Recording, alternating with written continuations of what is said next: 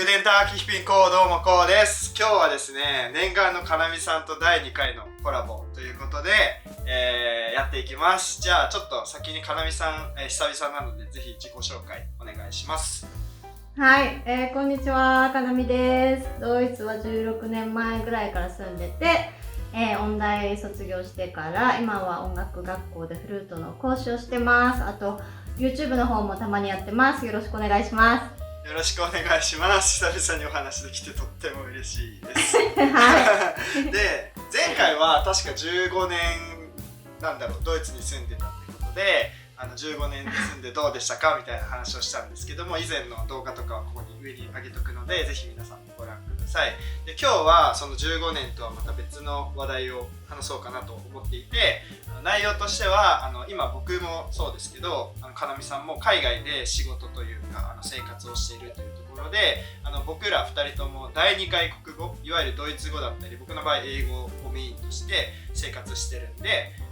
じゃあその第2外国語を喋っている時の考え方とか思考法ってどうなんだろうっていうのが2人の中で話すと面白いかもねってなったので、今日はその話をします。はい、じゃあまず早速かなみさんに質問なんですけど、ドイツ語歴というか生活で使ったりとかって今どのぐらいになりますか？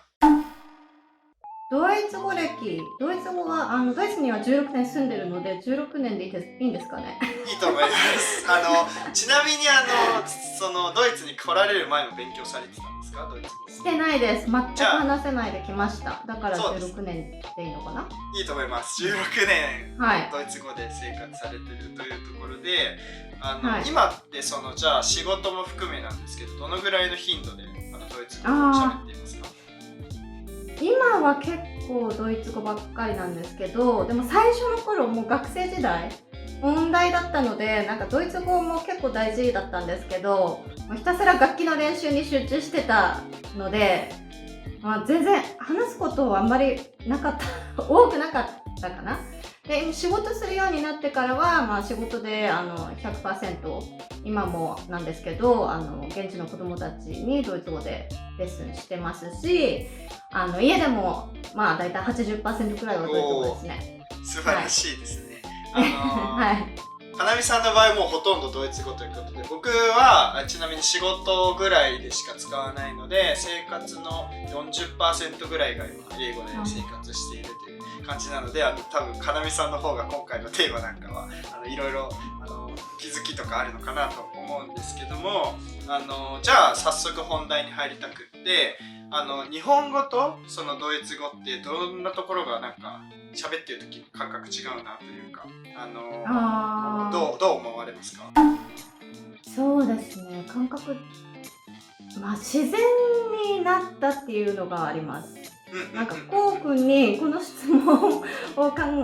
えてって言われてそれでなんか気づいたかなっていう、結構違うところはあるんですけど、前に私YouTube のチャンネルの方の動画でコミュニケーションについてあげたんですけど、見ました。ハイコンテクスト文化とローコンテクスト文化の違いを話したんですね。で、ハイコンテクストな日本ってなんか本当に言葉を使わずに雰囲気で空気読む文化なんですよね。例えばなんか曖昧な言葉で表現しても相手が読み取ろうとしたり、ドイツ人からしてみたらなんか常にテレパシー的なコミュニケーションという。で、それに比べるとドイツってローコンテクスト文化なので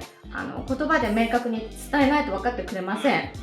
そうなので相手に理解してくれるまで事細かく説明しますし、話聞く側でも相手の言葉だけしっかり聞いて、それを理解できなかったら聞き返すし、あと自分の思ったこともストレートにバンって返す。そうなので言葉で全部伝えないといけないので、思考法っていうのもだいぶ日本とは違ってくるんじゃないかなと思ってます。いやすごく思いますね。なんか変な話、日本語だと全部やばいで済むっていうようななんか動画とか見たことがあってすごいとかね。そう、すごいとかやばいで済んでる皮肉った動画とかよく見るんですよ。ドイツとかこうそうですね、ドイツで喋るときって結構やばいとかそういう表現だけじゃ済まないというか、なんでやばいのってところまで具体的に言わない。そうなのですごくわかりますね。英語で僕も喋ってるんですけど、生活は今ドイツでしてるんで、まんまかなみさんの言ってることすごいわかるんですよね。なんかローコンテクストなんで、なるべくこういう理由でこうしてくれないっていうのを僕も下の学生さん見てたりとかするんで、よく丁寧にそこは気をつけたりしてます。そうですね。理由もそうですね。やっぱり結論だけじゃなくて理由付けることが結構多い。なんかこれは多分ほとんどの人がドイツ語じゃなくても、話すと自然にやってることだと思うんですけど、例えばなんか忙しくてこれができなかった、なぜならっていう、そうですね、必ずなんだろう、説明文を入れるように気づいたらなってたっていう。いやめちゃくちゃわかります、なんかその文脈で言うと、なんか今ドイツ語で生活してるけど、なんか日本とドイツでそれぞれいい場面というか、日本語で助かったなとかドイツ語で助かったなみたいなところってありますか？日本はさっきも言ったハイコンテクストで空気読む、だからいちいち言葉で表現しなくても伝わるところ、そこがすごく楽だと思います。確かに例えば言葉詰まっても何が言いたいのか結構察してくれるじゃないですか、日本語。そうだから結構会話はシンプルなんじゃないですかね。と思いますね。変な話、飲み会とかは多分日本の方が楽ですよね。なんかいい意味でも悪い意味でも内容がない話が多いけど。内容がない。そうですよね。それって言葉にも言葉の影響もあるのかなとか思います。そうですね。なんかドイツ語の映画を日本語字幕で見ると、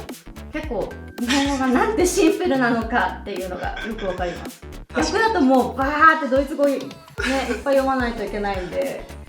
結構大変ですよね。そうかもしれないです。最近僕もドイツ語字幕で見てますけど、字の量多いですよね。この数秒で読み切れるかってぐらいの文字数が入ってる。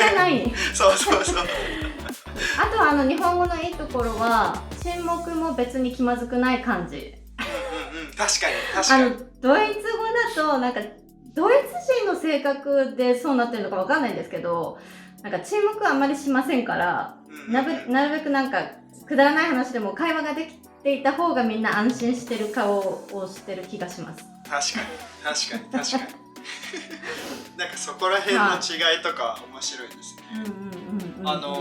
ちなみになんかドイツ人で日本語喋られてる方とかと日本語で話したことありますか？なんかこれ脱線しちゃうんですけど、ドイツ人で日本語を話してる方？その時ってなんかドイツ人の方もなんかすごい難しい日本語を使うのか、日本語の思考法によってこう簡単な言葉ばっかり喋るようになっちゃうのか。でも私YouTube のお友達、共通のお友達のマキシーさんぐらいしか知らないので。そっか。でも彼女はもうすごい流暢な日本語なので確かに結構日本人寄りですよね。確かに人によって違うのかな。他の人は知らないです。確かに彼女の場合はハイコンテキストな会話を日本語でもやってる気がするんで、なんかやっぱでも言語によって切り替えてる感じがしますね。はい、そうですね。あとドイツ語のいいところは、常に明確に事細かく話すってさっき言ったんですけど、誤解があまり生じないです。確かに。理解できなかったら聞くし、間違って捉えたらそれをすぐに修正しますし、誤解が生じないようにたくさんの情報を伝えるっていう特徴があると思います。なんか生徒さんとかに教えるときってそれすごく大変そうなんですけど、そこは逆にどうですか？大変ですか？それともわからないですか？どうですか？逆にドイツ語でしかレッスンしたことないんで、ドイツ語メンタルになっちゃって説明してると思います、私は。なるほど。で、一人だけドイツで日本人いきなり教えてって言われて教えたことあるんですけど、ずーっと長年ドイツ語でレッスンしてるんで、日本語になると全然違うんですよ。もう話せなかったです。へー、面白い。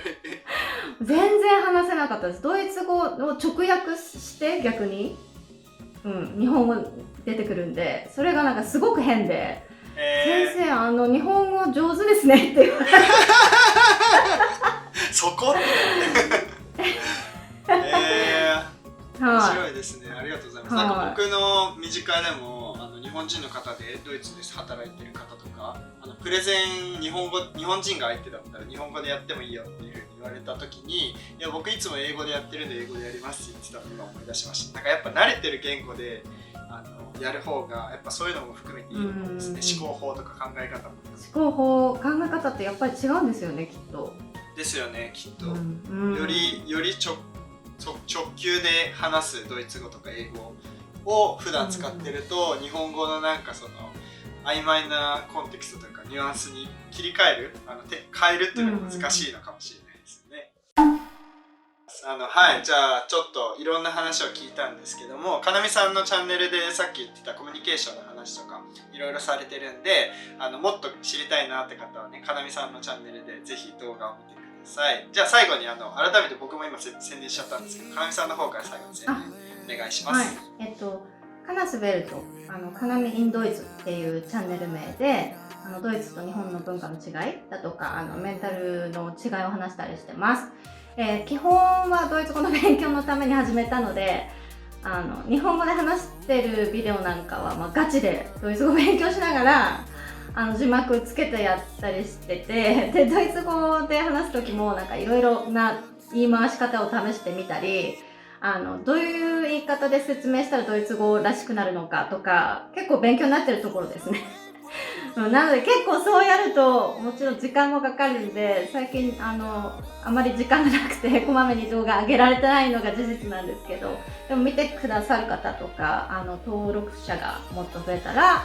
モチベーションにもなるので、ぜひ見てください。はい、ありがとうございます。皆さんかなみさんの動画でいろんなこうユニークじゃない、ユーモアかもう入ってたりとかして個人的に大好きなチャンネルなので皆さん登録してみてください。はい、というわけで今日はこれで終わります。じゃあ皆さん、さよなら。チャンネル登録と高評価お願いします。バイバイ。お願いします。バイバイ。